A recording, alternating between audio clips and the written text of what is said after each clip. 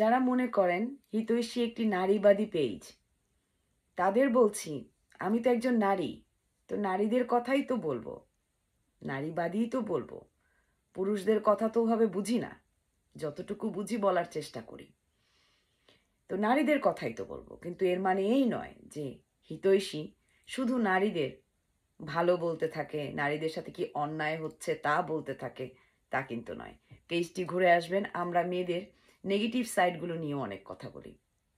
একটি মেয়ের সবচাইতে খারাপ দিকটা হচ্ছে যখন একটি মেয়ের চরিত্র খারাপ থাকে এবং একটি মেয়ে লোভী হয়, এবং মেয়েরা সাধারণত একটু লোভী হয়। একটি মেয়ের লোভ সবচাইতে ক্ষতি করে আরেকটি মেয়েকে। আমরা আরেকটি মানুষের ভালো দেখতে পারি না। কোনো একটি মানুষ, সে আমার কাছের হোক পাশের হোক, সে আমার চেয়ে ভালো করছে, তাকে আমি খুব ভালো ভালো বললেও আমার ভেতরে জ্বলন হতে থাকে যে সুযোগ সুবিধা পাইছে বলে করতেছে, হ্যাঁ এটা হয়েছে দেখে করতেছে। আমরা সম্পূর্ণ আরেকটি মেয়েকে অ্যাপ্রিসিয়েট করতে পারি না, এবং আমরা আর একটা মেয়ের ক্ষতি করি, কনসাসলি প্ল্যান করে বুঝে শুনে ওই মেয়েটির ক্ষতি করি।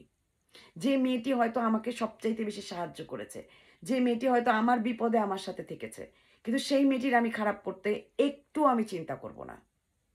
এই কাজগুলো মেয়েরা করে, কিন্তু পুরুষরা এই কাজগুলোতে সার দেওয়ার কাজ করেন, কারণ আমরা পুরুষতান্ত্রিক সমাজে থাকি। এ ধরনের টক্সিক মেয়েদেরই পুরুষরা পছন্দ করেন।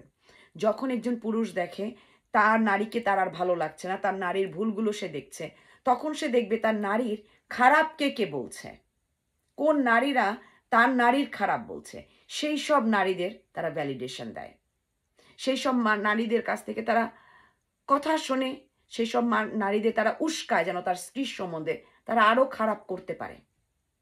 নারীর খারাপ সব সময় আরেকটি নারীই করে, শুধু মাঝখানে সার দেওয়ার কাজটা পুরুষরা করে যান।